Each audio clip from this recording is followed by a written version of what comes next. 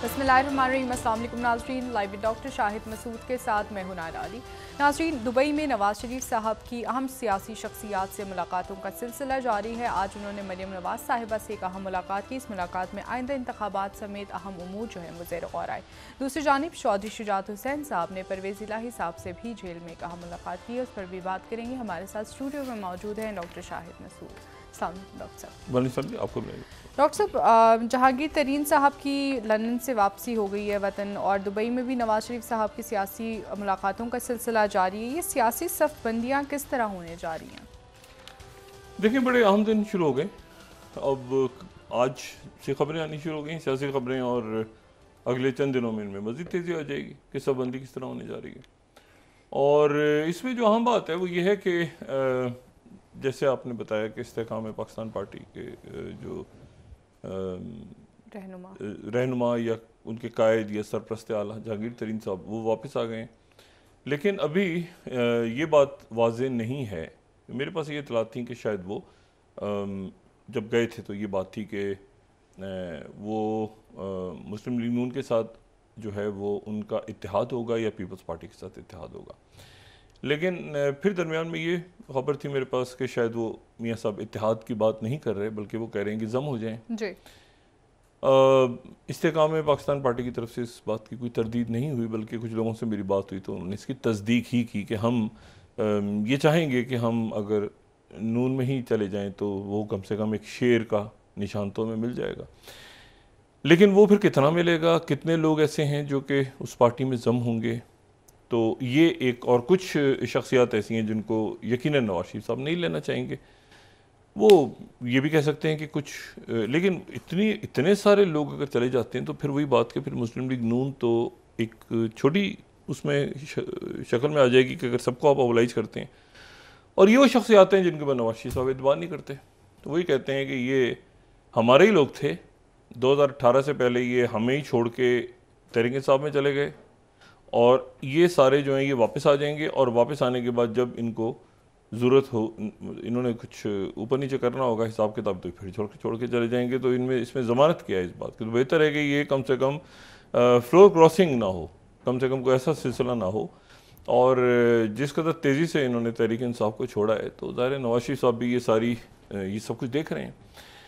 दूसरी तरफ ये भी हमने देखना है कि जो जनूबी पंजाब पीपल्स पार्टी के सदर मखदूम अहमद महमूद साहब, जिनको जरदारी साहब ने भेजा था, और जरदारी साहब ने उनको उस वक्त भेजा था जब जरदारी साहब पंजाब में फ़ाल हुए थे, तो उन्होंने मखदूम अहमद महमूद साहब को भेजा था कि आप जाके जहांगीर तरीन साहब से बात करें लंदन में।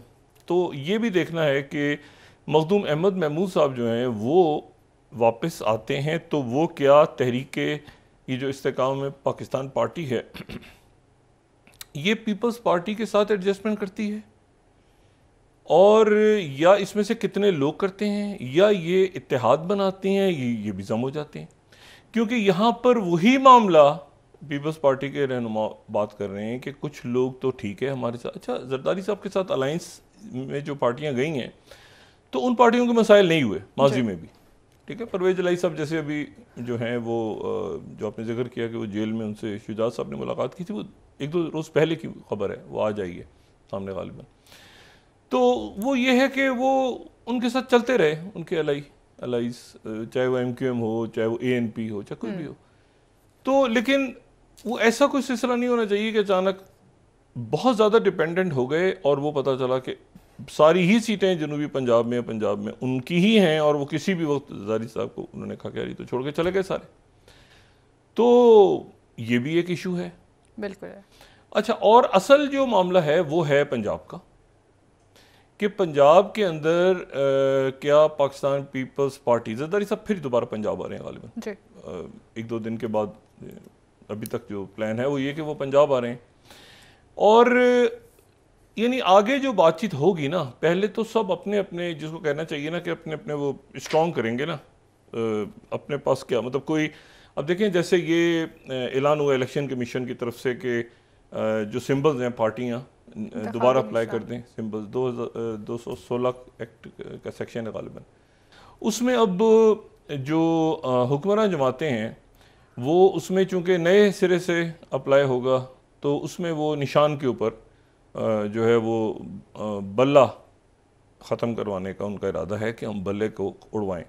और इलेक्शन कमीशन की तरफ से जो 19 तारीख दी गई है तो उनका ये है कि उसमें चूँकि उसकी एक सेक्शन ये भी है जो कहती है कि फॉरेन फंडिंग, एक सेक्शन जो है वो मतलब मुख्तलिफ सेक्शंस लगा के उस वक्त तक दफ़ा तो इलेक्शन कमीशन के पास से वो जो है वो निशान लिया जाए या इलेक्शन कमीशन निशान ही ना दे।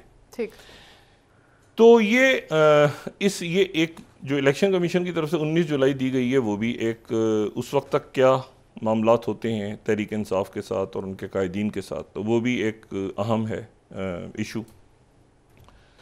और फिर उसमें ये जो सब बंदियाँ हैं ये अभी वाज़े होना बाकी हैं, क्योंकि इसमें जो सबसे बड़ी जो इशू आ रहा है वो आ रहा है तारीख़ों का। तो तारीख़ों का क्या इशू आ रहा है, वो ये नहीं, ये शायद इतना बड़ा इशू नहीं है कि 2 महीने की इंटरम हो या 3 महीने की।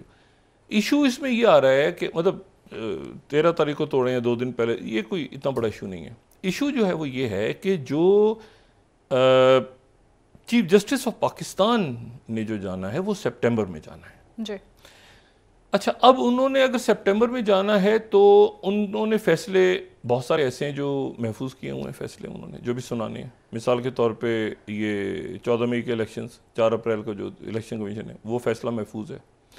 मिसाल के तौर पे ये जो प्रोसीजरल बिल, नैब तरामीम, ये सारे फैसले महफूज हैं और वही 3 रुकनी बेंच के फैसले हैं ये, और ये इनकी डिटेल जजमेंट्स आनी है, बहुत अहम फैसले। तो एक बात जो इस वक्त इसको कोई भी और मतलब एक बात हम तो नहीं कहते, लेकिन बहरहाल एक बात जो ख़ुद मुस्लिम लीग नून या PDM के या बाकी जो आम बात की जाती है, हमारे लिए तो ये बात बड़ी अजीब सी है, लेकिन बहरहाल ये है कि सुप्रीम कोर्ट के अंदर एक डिवीज़न कहा जाता है कि जज साहिबान के अंदर, और उसमें जो डिवीज़न है, लेकिन जो जस्टिस फाइज ईसा साहब हैं उनका नोटिफिकेशन तो हो गया, लेकिन सितंबर का हुआ है। तो अब ये जो आखिरी 70 या 75 या 74 या जितने दिन भी हैं जो जस्टिस उमर अता मंदियाल साहब के हैं, तो इनमें वो क्या करते हैं, ये एक इशू है।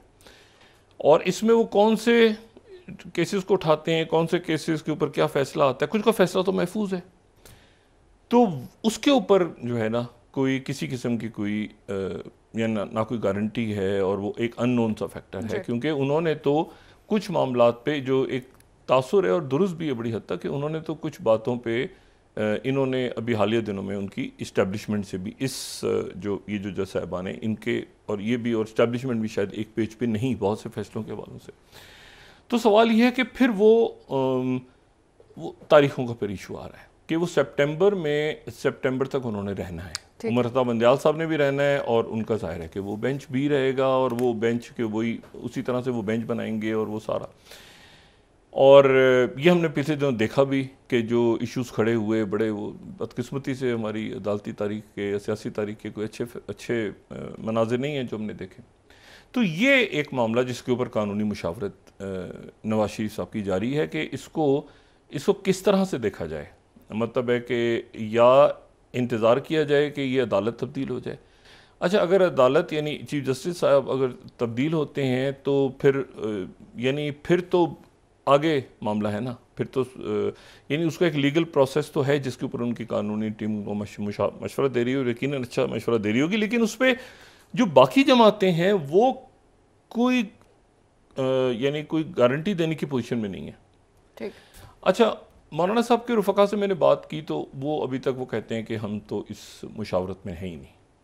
ये बड़े कमाल की बात है। मेरी मौलाना साहब से नहीं बात हुई, लेकिन JUIF के जो जमीयत उलमाए इस्लाम रहमान ग्रुप की जो सीनियर शख्सियात हैं, एक दो उनसे मेरी बात हुई तो उन्होंने कहा जी मौलाना साहब तो इसमें अभी नहीं है, और वो ईद के बाद वो फिर बात करेंगे, वो इस मुशावरत का हिस्सा है ही नहीं। वहाँ से ये पता चलता है कि PDM जो है यकीनन ये हुक्मरान इत्तेहाद अपनी एक नई शक्ल लेगा। अच्छा, बात वहीं की वहीं आ गई कि क्या तहरीक इंसाफ हिस्सा लेगी या तहरीक इंसाफ हिस्सा ही नहीं लेगी बतौर जमात। क्या बल्ले का निशान होगा या जमात ही कलदम हो जाएगी, क्योंकि वो एक कानून के तहत मामला चलेंगे ना, वो कितनी कब तक चलेंगे, क्या होगा, क्या फैसला आएगा, कब आएगा, तो उसके ऊपर आप रुक के अगर पूरी पॉलिसीज उसी को रख के बनाएंगे तो वो तो फिर फंस जाएंगे सारे। तो अब ये डिस्कशन हो रहा है कि जी उसको एक तरफ करके कि जी तहरीक इंसाफ अच्छा उसको अगर एक तरफ करते हैं तो भी पॉलिसी नहीं बन पाती कि भाई सवाल ये है ना कि वो मतलब है कि अगर पता चला बल्ला उस वक्त हुआ इंतखाबात हो गए तो फिर क्या कैसे, क्योंकि वो तो लॉ अपना प्रोसेस लेगा ना पूरा कि किसको क्या सज़ा होनी है, किसको क्या मतलब है कि पार्टी कलअदम होगी या पार्टी रहेगी या क्या होगा क्या। माजी में ऐसा होता रहा है निशानों के हवाले से ना, मतलब है कि पीपल्स पार्टी का भी अब देखें तीर का निशान बाद में मिला था, शुरू में तो उनका तलवार था। तो यहाँ पर एक आध और ग्रुप जो है वो भी बल्ले के लिए अप्लाई करने जा रहा है। तो वो मतलब है कि वो एक आप समझें कि एक गड़बड़ घोटाला तो है ना इस वक्त तहरीक इंसाफ की तरफ, लेकिन इशू ये है कि उसके नतीजे देखें ये अब ये होंगी बातचीत बढ़ेगी, सारे इख्तलाफ होता है, फिर इत्तेफाक होगा, फिर इख्तलाफ होगा, फिर जब बैठेंगे फिर मतलब ये चीज़ों इलेक्शंस की तरफ बढ़ेंगे किसी ने सब बंदी, लेकिन अभी क्लियर नहीं है। और दूसरी बात देखें ये जो IMF की तरफ से स्टैंड बाय एग्रीमेंट हुआ है, देखिए सारी ही जमातें इसमें इस वक्त हुकूमत में हैं, सारी जमातें, और इन्हीं में से किसी जमात ने गालिबन अगला जो वज़ीर आज़म है वो इन्हीं जमातों में से आएगा, क्योंकि तहरीक इंसाफ को तो ये बिल्कुल आप समझेंगे ये साइन ऑफ, इनके जो प्लान है उसमें ये कि साइन ऑफ करने जा रहे हैं, इनका प्लान तो यही है। और जो हालात नज़र आ रहे हैं उसमें भी यही कि वो ज़ाहिर है उसमें मतलब कितनी सीटें होती हैं क्या होती हैं। काफ़ी लोगों से बात हुई इस्लामाबाद में तो वो कहते हैं कि जी अभी तो यहाँ पे फोकस है जो दुबई में जमातें जमा हो रही हैं और या जो PDM की जमात। एक काम ये बड़ा अच्छा कर सकते हैं, एक काम ये बहुत अच्छा कर सकते हैं, अगर ये मईशत के हवाले से कोई काम देखें, अब तो इन्होंने अपना पूरा टेंडर गुजार लिया, सारी जमातें इधर ही हैं, वो काम ये कर सकते हैं। कितने दिन रह गए, ये अभी एक मीसाक मईशत साइन करें अभी, और उसमें 4-5 बातें कर लें। एक तो ये कहें कि भाई आइंदा चाहे मखलूत हुकूमत बने चाहे लेकिन हमारी काबीना की तादाद इतनी होगी। देखें कितना एक ज़बरदस्त पैगाम जाएगा इस वक्त, कितनी खूबसूरत बात होगी कि ये कहेंगे जी चलें जी अभी तो हम तय करते हैं, यानी सारी पार्टियां एक डॉक्यूमेंट पे तय करें कि जी अगर मखलूत हुकूमत भी हुई तो भी हमारे वजीर जो हैं ये इतने ही होंगे, इससे ज़्यादा। ऐसा नहीं होगा कि जनाब एक शख्स जो है वो आया और उसने कहा कि जो मेरा तो एक वोट और वजीर बन गया। तो हम जो है वो अपने अखराजात को, काबीना को, अच्छा अब चूंकि जा रहे हैं ना, अच्छा जाके इन्होंने ही आगे मईशत को संभाला, तो मईशत का पहला जो खसारा कम करना है ना आपने, तो उसका ये इतना उम्दा इनका बयानिया बनेगा सारी सियासी जमातों का कि भाई इन्होंने एक बात मीसाक मईशत में तय कर ली कि हमारी काबीना इतनी होगी, वज़ीर ख़ारजा, वज़ीर कानून, वज़ीर दाखिला, वज़ीर जो भी वज़ीर से है, जो भी इम्पोर्टेंट वजारतें हैं वो वजारतें हमारी होंगी। और उसमें ये नहीं होगा कि एक एक वजारत में 5-5 मुशीर हैं, 4-4 वज़रा हैं, मतलब हम एक शॉर्ट स्मार्ट हमारी काबीना होगी। अगर हमारी मखलूत हुकूमत भी बनी तो भी हम ये कि उसमें फिर मतलब है कि एक तरीके से हमने बस ये रखना होगा कि इससे ऊपर नहीं जाएगी काबीना, और वो अभी अनाउंस कर दें कि हमारी काबीना इतनी होगी, इससे ज़्यादा हम नहीं बनाएंगे, ठीक है।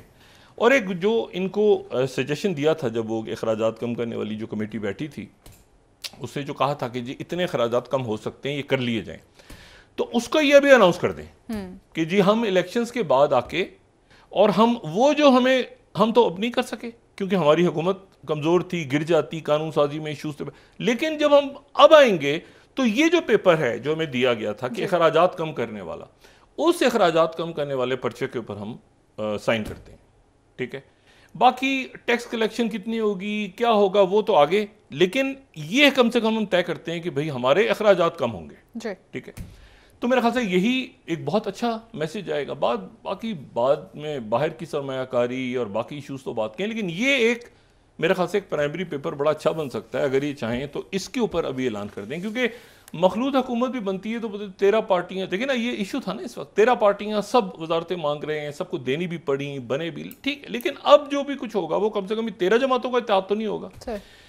तो अच्छा फिर इसमें अपोजिशन कौन होगी, क्योंकि पार्लिमानी जमहूरियत में लाजमी है कि फ्रेंडली नहीं, देखिए फ्रेंडली होगी तो फिर उसमें कोई आप समझे ना कोई मतलब तीसरी कुव्वत से मेरी मुराद को इस्टेब्लिशमेंट नहीं है, लेकिन ये कि कोई ना कोई तीसरी पार्टी उस यानी एक प्रॉपर जो है ना कि आप जी कैसे ये बात हो रही है, तो एक प्रॉपर ऑपोजिशन और एक प्रॉपर, क्योंकि कौमी हुकूमत तो ये थी ये कौमी हुकूमत थी, डॉक्टर इसमें आप साहब, ऐड आगे कर भी लेते लग तहरीक रहा है कि इंसाफ। फ्रेंडली हुकूमत नहीं नहीं, होगा, सबका फ्रेंडली तो मिला के। वो फ्रेंडली हुकूमत नहीं होगी ना, फ्रेंडली कैसे, मुल्क तो नहीं चलता ना फ्रेंडली। एक ऑपोजिशन होगी और उस ऑपोजिशन को बड़े मुनासिब अंदाज में कि जमहूरी डीलर ना हो। देखें, जब बनी थी ना, इससे पहले जब ये इत्तेहाद बने हैं तो वजह से बने हैं। मिसाल के तौर पे जैसे ये इत्तेहाद बना तो पीडीएम बना तो ये सॉरी चेयरमैन तहरीक इंसाफ, तो वो जो है वो उनके खिलाफ। फिर उसके बाद जो बना तो वो उससे पहले मुशर्रफ साहब, तो वो ये था कि जमहूरियत वापस आए, या ज़िया उल हक साहब के दौर में जमहूरियत वापस आए, या ये है कि अगर कभी बेनज़ीर भुट्टो साहिबा की हुकूमत के खिलाफ बना तो उसका भी एक रीज़न कि इनकी हुकूमत हटे, या कभी IGI बनी है और तो, या कभी नवाज शरीफ साहब के खिलाफ बना तो उनकी, वो जब मकसद ख़त्म हो गया तो फिर वो इत्तेहाद भी ख़त्म हो गए वक्त के साथ साथ। दूसरी जो बात है, दो बातें मैं यहाँ पे पता नहीं मुझे कहनी चाहिए या नहीं, लेकिन मेरे जहन में एक सोच, वैसे ही मैं बात सोच रहा था। पहली बात तो ये कि देखें, ये मुझे नहीं पता कि पाकिस्तान की सियासत में ये कब से बात आई है। मैंने काफ़ी लोगों से पूछा जो कई सालों से इसको कवर कर रहे हैं, इसको सियासत को, और ज़्यादा समझते हैं और ज़्यादा, मैंने उनसे कहा कि ये बताएं कि ये क्या चीज़ होती है कि उसका बयानिया एंटी स्टैब्लिशमेंट है, तो ये क्या है? मतलब एक तो गवर्नेंस के ऊपर आपका बन सकता है कि हमारे दौर में ऐसा हुआ, इसके दौर में ऐसा हुआ। एक राइट और लेफ्ट की सियासत हो सकती है, एक हो सकता है जैसे तरक्की पसंद हैं, सेकुलर हैं, तरक्की पसंद हैं, लिबरल हैं, एक रिजत पसंद हैं, थोड़े से राइट विंगर्स हैं, इस तरह की बन सकती है बात। कौम परस्त हैं, नेशनलिस्ट हैं, मतलब एक मुख्तलिफ अंदाज में। अगर आप अमेरिका में चलेंगे, आपको रिपब्लिकन्स मिलेंगे, डेमोक्रेट्स मिलेंगे, आपको मतलब पार्टियां मिलेंगी ना। हाँ, मतलब इवन आप यूरोप में चले जाएंगे, राइट ऑफ द सेंटर मिलेगी पार्टियां। ये एंटी स्टैब्लिशमेंट क्या भला है? मतलब ये कौन सी पॉलिसी है कि एंटी स्टैब्लिशमेंट को, तो मतलब ये कि आप गालियां देते रहें सारा वक्त अदारों को, तो आप एंटी स्टैब्लिशमेंट हो गए। आपने जजों को गालियां देनी शुरू कर, अदालत को गालियां देनी शुरू कर दी, या आर्म फोर्सेस को देनी, एंटी स्टैब्लिशमेंट हो गए। आपने कहा कि नहीं यार ये तो बड़े अच्छे हैं, तो अप्रोच, ये दुनिया में कहीं नहीं है। आप यकीन करें, तमाम दुनिया में आप तसव्वुर करें, किसी मुल्क को आप ज़हन में ले आए, हाँ जहां पे मार्शल्ला है तो वहां जमहूरी कुव्वतें कहती हैं कि जी मार्शल्ला को हटा दें, जमहूरियत इलेक्शंस करवाए जाएं। लेकिन वो ये एक नई चीज आई है कि जी एंटी एस्टेब्लिशमेंट बयानिया बिकता है। ये कब से आया है खुदा जाने। मैंने काफी लोगों से पूछा, वो कहते हैं जी, कोई कहता है जी वो 90 की दहाई में देखे ना, जब वो हुकूमत गिर गई थी नवाज शरीफ। मैंने कहा नहीं, मेरे तो नहीं ज़हन में आ रहा कि जब वो तो ये था कि जमहूरियत बहाल करें, इलेक्शंस करवाएं 93 में, या ये कि उसके बाद जब मुशर्रफ साहब का 12 अक्टूबर हुआ तो उसके बाद भी नवाज शरीफ साहब का ये था कि इलेक्शंस करवाए जाएं, बेनज़ीर भुट्टो साहिबा के इलेक्शंस करवाए जाएं। मतलब ये कब से हुआ? ये दरमियान में मुझे एग्जैक्ट उसकी जो एक होता है ना कि एंटी स्टैब्लिशमेंट बयानिया बिकता है और इस्टेब्लिशमेंट प्रो, मतलब ये दुनिया की कोई गवर्नेंस मंशूर कोई पॉलिसी है ही नहीं। एक तो बात ये, अगर यकीनन लोग मुझसे इख्तलाफ कर सकते हैं, लेकिन बड़ी अजीब सी बात है कि जी आप अदारों को गालियां देते देते इलेक्शन जीत जाएं, ये अदारों की तारीफ करते करते इलेक्शन जीत, मतलब ये आपके एक पॉलिसी होनी चाहिए। ये मंशूर है हमारा, ये हमारी इकॉनमी है, ये हमारी खारजा पॉलिसी है, ये हमारी, मतलब एक प्रॉपर आपका मंशूर होना चाहिए। ये दरमियान में अचानक कहीं सी चीज़ आ गई है कि उनका लोगों का ख्याल है कि शायद एंटी एस्टेब्लिशमेंट बयानी है। ये तो मेरी बिल्कुल समझ से बाहर है। दूसरी जो बात है वो ये, तो ये एक तो ये था कि मंशूर जब आएगा तो मंशूर और गवर्नेंस और परफॉर्मेंस के ऊपर बात होनी चाहिए। इस बात पे नहीं होनी चाहिए कि जी कौन जो है वो ज़्यादा गालियां देता है किसको, ठीक है। इंसाफ की बात होनी चाहिए, रूल ऑफ लॉ की बात होनी चाहिए, हाँ एहतसाब की बात होनी चाहिए। उसके बगैर तो बात काम, उसके बगैर तो मईशत कैसे खड़ी होगी आपकी। जो मैं पहले दिन से कह रहा हूँ कि आप किसी न किसी अंदाज में तो आपको लाना पड़ेगा ना टैक्स नेट में लोगों को। तो ये सारे मामले जो आने वाले चंद दिनों में क्लियर होंगे। अभी तक यूँ समझे कि कुछ भी वाजे नहीं है, यानी सवाए इसके कि असेंबली अपनी मुद्दत पूरी कर रही है अगले महीने, और इसके अलावा और कोई भी बात जो है वो क्लियर नहीं है। तो जो क्लियर होगी, लेकिन उसमें ये सबबंदियां जो हैं ये एंटी एस्टेब्लिशमेंट या एस्टेब्लिशमेंट से हटके परफॉर्मेंस पे हो तो ज़्यादा बेहतर है, या मंशूर सामने आ जाए, रिलीफ की बात है। तो ये 2-4 दिनों में, और उसमें अदालतों का भी ये देखना है कि अदालतें कौन से फैसले दरमियान में महफूज फैसले सुनाती हैं।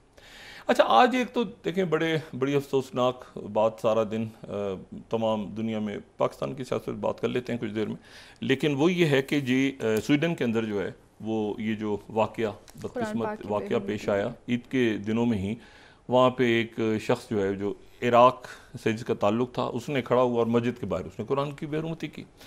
उस पर जनाब अब आज OIC की तरफ से भी और तमाम दुनिया में उस पर एहतजाज भी हो रहा है। स्वीडन की हुकूमत ने कहा है कि हमारी पॉलिसी नहीं थी, OIC ने उसकी मजम्मत की है और यूरोपीय यूनियन ने भी की है, ठीक है, अमेरिका ने भी की है। लेकिन उसमें यह है कि ये बड़ी अजब सी बात है ना, कि मतलब है कि आप सोचें कि किसी भी मज़हब, हम तो हमारे लिए तो बहुत ही यानी आप समझें कि ये तकलीफ दे अमर है, लेकिन आप तसव्वुर करें कि कोई जाके क्रिसमस के दिनों में खड़ा हो जाए चर्च के बाहर और इस तरह की कोई बेहरमती करे, तो उसको सबसे ज़्यादा फेंटी मुसलमान ही मारे लगाएंगे कि यार तुम्हें शर्म नहीं आती, ये क्या हरकत कर रहे हो। और उसकी आप सोचेंगे किसी गुरुद्वारे के आगे उनके दिन पे, या आप किसी मंदिर पे उनके दिन पे, ये अजब एक सोच है या मखलूक पैदा हुई है दुनिया में जो आग लगाने के लिए तैयार बैठी होती है, हर तरफ के कुछ ना कुछ हो। तो ये तो काबिल मुज़म्मत है। और अच्छा, स्वीडन का लेकिन एक और मसला भी साथ है। स्वीडन के जो वज़ीर आज़म हैं, स्वीडन के वज़ीर आज़म पहुँच गए हैं, ये पहुँच रहे हैं अभी एक दो दिन में, वो पहुँच रहे हैं प्रेसिडेंट बाइडेन से मिलने। अच्छा, स्वीडन जो है ना, ये है, अब इसको हम नॉर्डिक कंट्री कहें, इसको चाहें तो हम नॉर्डिक कंट्री कह दें, चाहें तो इसको हम स्कैंडिनेविया में डाल दें। मेरा ख्याल ये है कि इसको स्कैंडिनेविया का भी लफ्ज़ इस्तेमाल करते हैं लोग, फिनलैंड, स्वीडन और ये नॉर्वे के लिए। लेकिन अगर इसमें आइसलैंड को भी या ग्रीनलैंड को भी या ये बाकी कुछ जज़ायर को भी शामिल कर लें आप, फेरो आइलैंड्स को जो डेनमार्क का है, तो फिर ये नॉर्डिक कंट्रीज़ कहलाती हैं, वरना स्कैंडिनेवियन कहलाती हैं। चलिए जो भी कहें, जो स्वीडन है, स्वीडन के वज़ीर आज़म जा रहे हैं मिलने के लिए प्रेसिडेंट बाइडेन से, और वो इसलिए जा रहे हैं कि नेटो की समिट, अभी एक चंद मिनट है तो मैं ज़रा एक बात ये ज़हन में रखें कि स्वीडन और फिनलैंड ये दो मुल्क ऐसे हैं जो स्कैंडिनेविया कह दें, या आप इसको नॉर्थ में आप चाहें तो इसको आप नॉर्डिक कंट्रीज कह दें।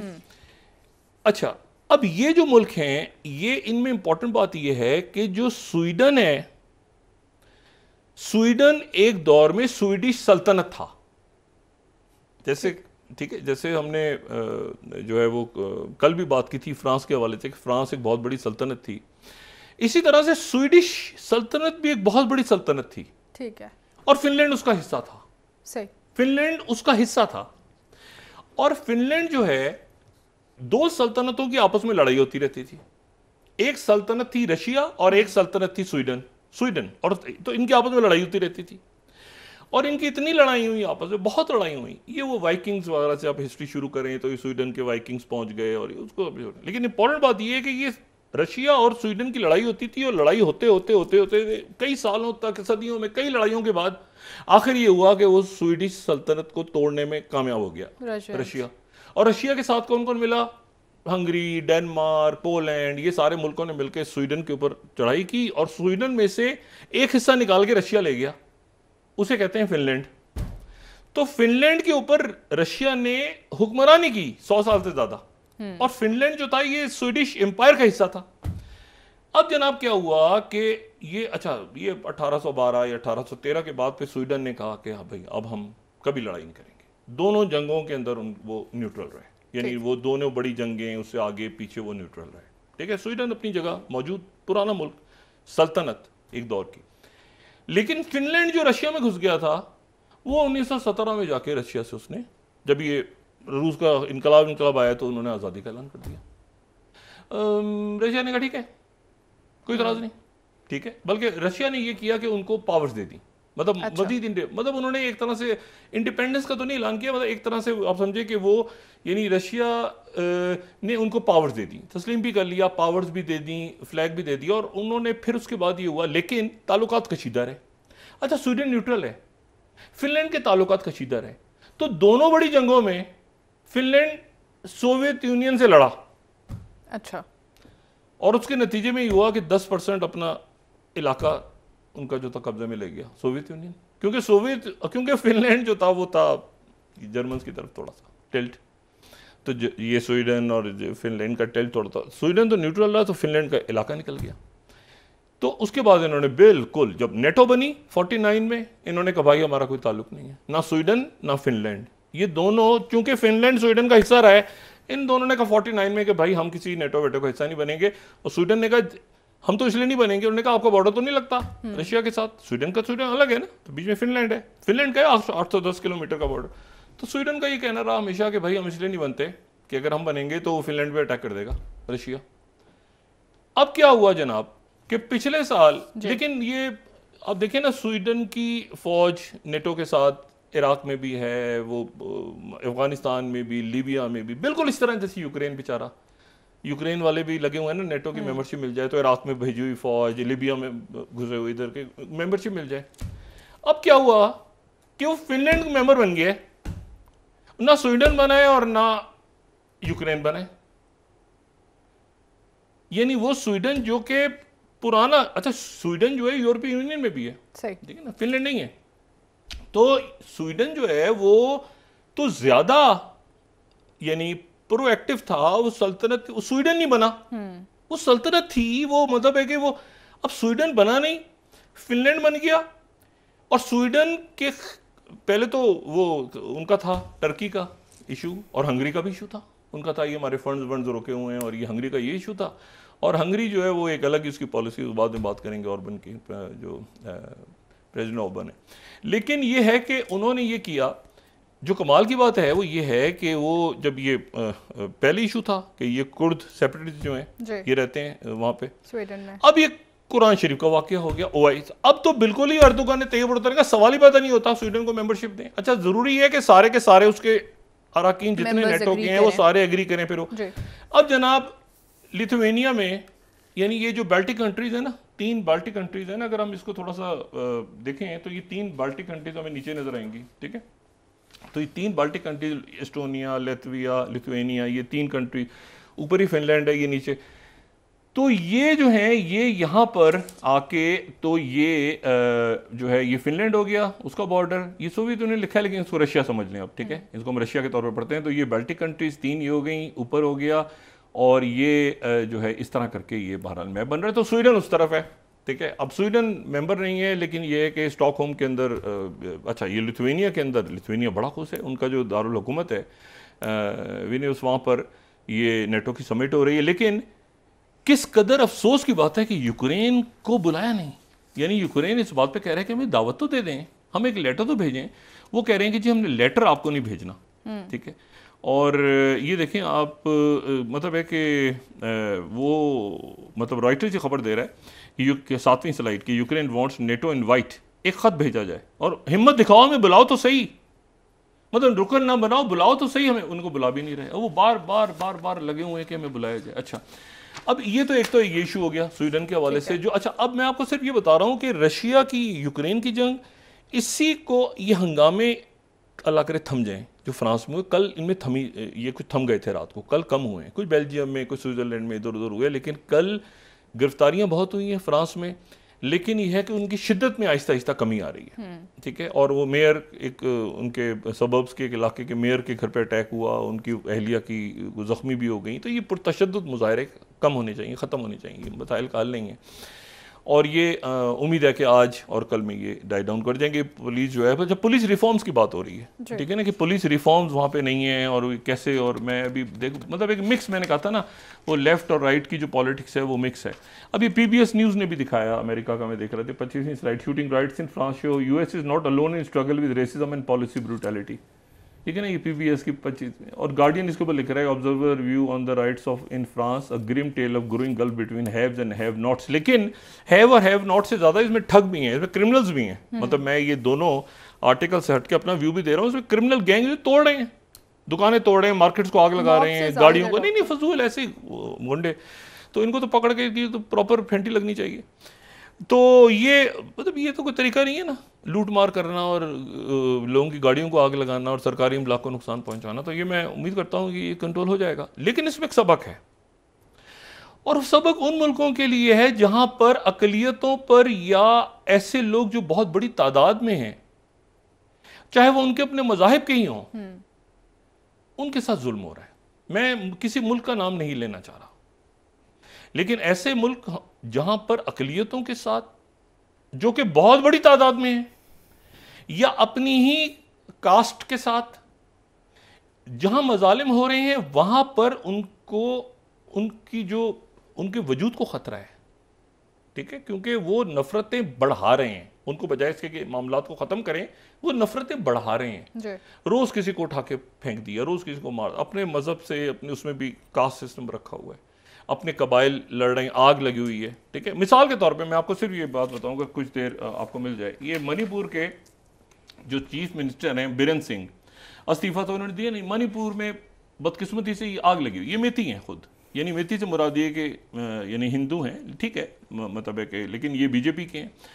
अब जनाब आप ये देखें कि ये इन्होंने अपने ट्वीट्स डिलीट किए हैं, ये बड़ी स्टोरी बनी हुई है इंडिया में इस वक्त। इन्होंने ट्वीट्स डिलीट कर दिए और ट्वीट्स किए इन्होंने, और फिर ट्वीट्स इन्होंने डिलीट किए ट्वीट्स, ठीक है। हिंदुस्तान टाइम्स 18वीं slide, Manipur CM Twitter handle taunts Kukis with jibe working Myanmar. वो अब जनाब सारा ये जो है, अगर हम देखें, ये इधर दिखाइएगा ज़रा ट्वीट जी, वो एक आदमी से पूछ रहा है कि कि Manipur is burning for the last 60 days, stop this drama and fax your resignation to governor, ठीक है, no need for you to physically hand over the resignation. वो आगे से क्या जवाब दे रहे हैं, डोंट बार्क, ये चीफ मिनिस्टर जवाब दे रहा है ट्विटर पे, अभी डिलीट किए इन्होंने tweet. Without knowing the ground realities, mainland will never understand the complexity of Myanmar border Indian state. अच्छा, अब यहाँ में अब ये म्यांमार को ले आए बीच में। फिर दूसरा किसी ने ट्वीट किया इनको कि मिस्टर अनऑनरेबल, आई एम श्योर कि आपको पता होगा कि ह्यूज पॉपुलेशन है मेती की बर्मा में, बिल्कुल, we don't want to term all Meiteis, बड़ा तरीके से बर्मीज, ठीक है, मतलब हम सबको बर्मीज नहीं कहना, मतलब हम सारे मेतीज को kindly stop this cheap tactic. आगे से वो कह रहे हैं Meitei in Myanmar never was their homeland. अच्छा, अब इशू ये है कि ये इन्होंने दो तो ये बातें कर दी, फिर ये डिलीट किए क्योंकि ये बहुत ही म्यांमार को खींच लिया ना बीच में। इनके जो सेक्रेटरी डिफेंस है वो म्यांमार में इस वक्त, कमाल देखें आप, सेक्रेटरी डिफेंस म्यांमार पहुंचे हुए हैं। म्यांमार आपका पड़ोस है जिसपे सारी की सारी आपकी लुक ईस्ट पॉलिसी डिपेंड करती है। अब आपके सेक्रेटरी डिफेंस वहाँ पे हैं और आपने जनाब, और फिर एक इंतहाई, मुझे नहीं पता ये कौन इनके साहब हैं जिन्होंने आज ये बयान दिया है कि जी ये टाइम्स ऑफ इंडिया में कोई इनकी कुछ शख्सियत हैं, नितिन गडकरी, वो कह रहे हैं 70% काम India Myanmar Thailand trilateral highways complete हो गया। ये मेरे ख्याल से 5% भी कंप्लीट नहीं हुआ।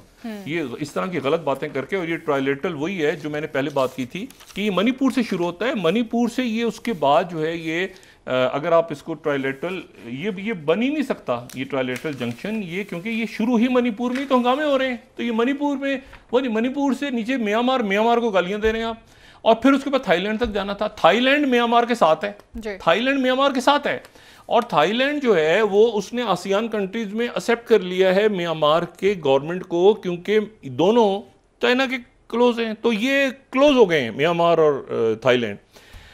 अब इशू ये सारा कि इस वक्त बजाय से कि नफरतें बढ़ाई जाएं, चाहे वो यूरोप हो, चाहे वो फ्रांस हो, चाहे वो स्वीडन हो, चाहे वो मणिपुर हो, चाहे वो मेनलैंड इंडिया, नफरतें बढ़ाने के बजाय आप इस बात पर कि जी आग लगे, लोग जलाएं एक दूसरे का घर, ये आप इसको, इस इश्यू को रिजॉल्व करें। मणिपुर का ये बड़ा आसान था, बड़ा आसान था, मतलब अगर सेंटर के पास भी चली जाए, मतलब मुझे नहीं पता कि, क्योंकि इसका एक रीजनल इशू बहुत बड़ा आ रहा है। और वो कमाल की बात आ रही है कि ये बीरेन सिंह जो हैं ये इतने ज़्यादा गुस्से में आ गए हैं आज कि एक तो इन्होंने ट्वीट कर दिया, दूसरी बात ये है कि इन्होंने इनडायरेक्टली चाइना का तरफ इशारा कर दिया कि चाइना, हाँ, इंटरनेशनल साजिश है ये।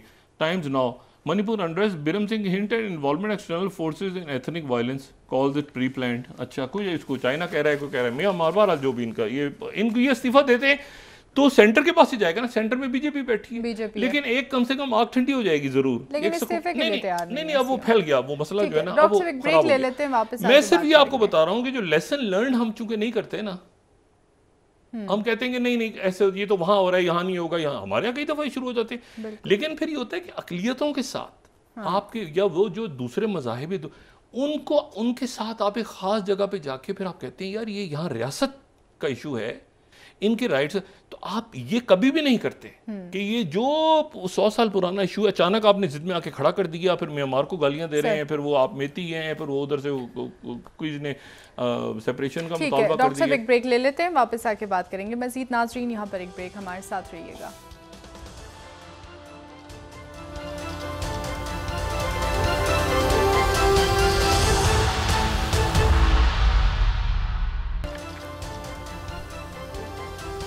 वेलकम बैक नाज़रीन। जी डॉक्टर साहब खत्ते के मामलात पर बात कर रहे थे, प्लीज़ कंटिन्यू कीजिए। अच्छा, मैं सिर्फ इसमें एक बात करूं इसमें कि ये जो ज़बान इस्तेमाल हो रही है ना, ये ज़बान सिर्फ जो है ये देखें ना, टाइम्स नाउ एग्जैक्टली इसी ट्वीट को अखबारों ने, मीडिया ने रिपोर्ट किया। 19 स्लाइड, डोंट बार्क, भौंको मत।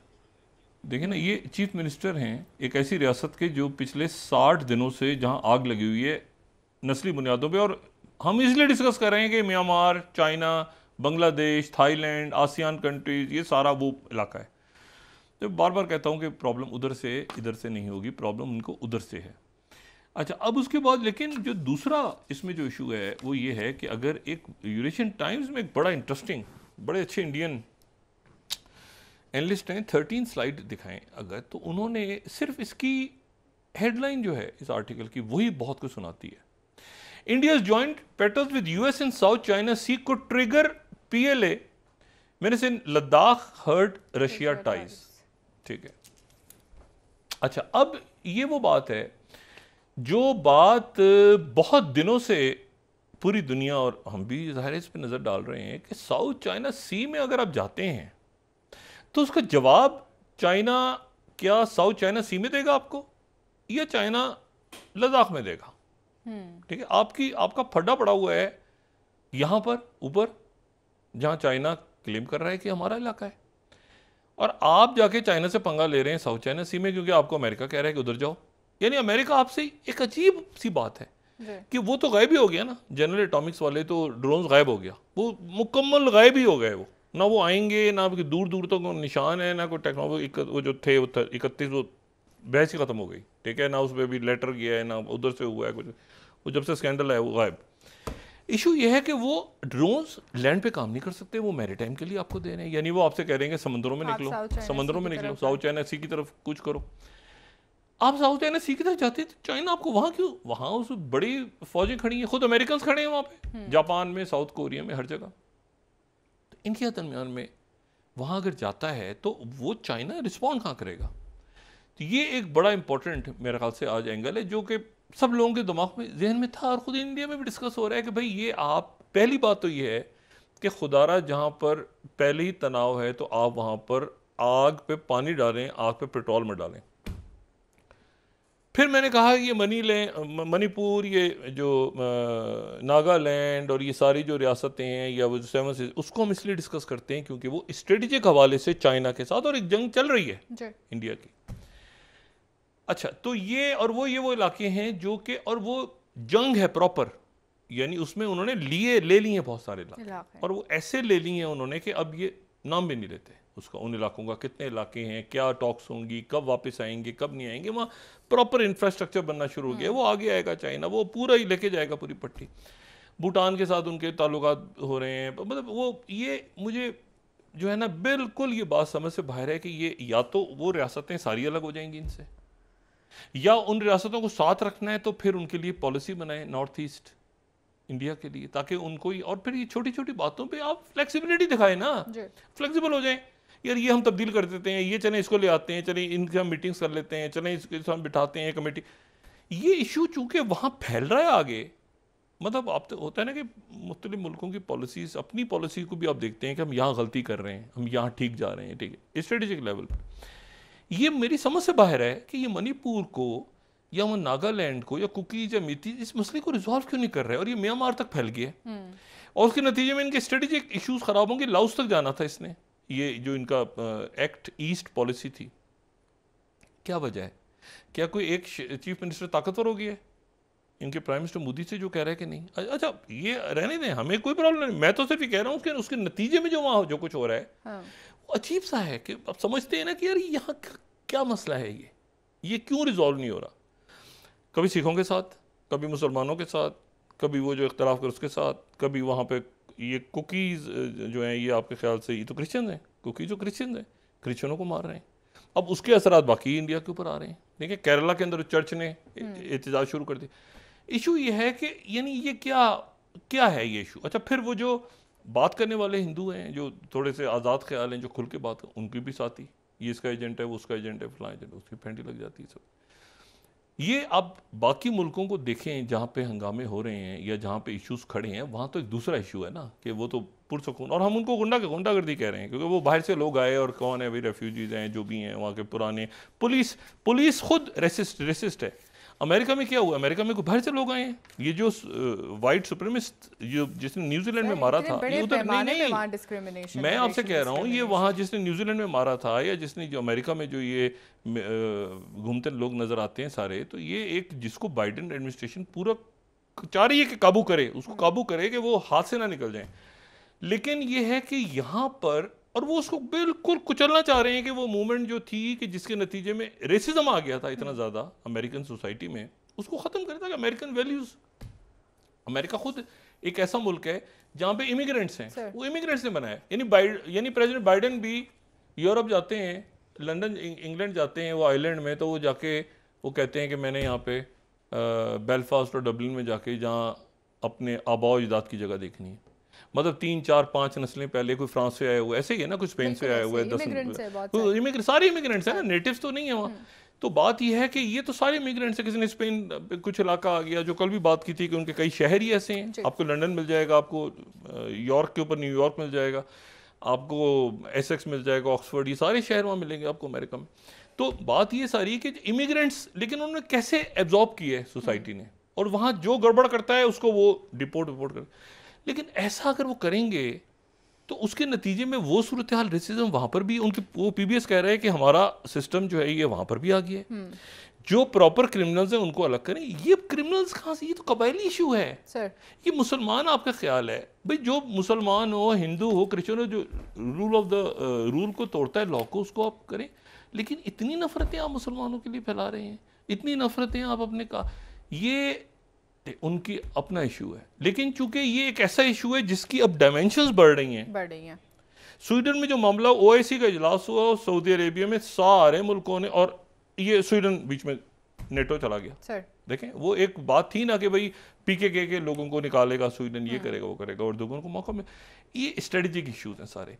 तो जब ये आपके अंदर ऐसे इश्यूज क्रिएट हो जाएं किसी रियासत में और उसको फौरी तौर पर रिजॉल्व ना किया जाए, तो वो फिर लॉन्ग टर्म स्ट्रेटेजी के अंदर वो गड़बड़ पैदा करते हैं। सर बहुत शुक्रिया डॉक्टर साहब। नाज़रीन, प्रोग्राम का वक्त खत्म हुआ, कल इंशाल्लाह दोबारा आपसे मुलाकात होगी। मुझे नाइला अली को इजाज़त दीजिए। अल्लाह हाफ़िज़। अपने दोस्तों रिश्तेदारों को नवाह के लोगों का सब ख्याल रखिएगा। अल्लाह हाफ़िज़।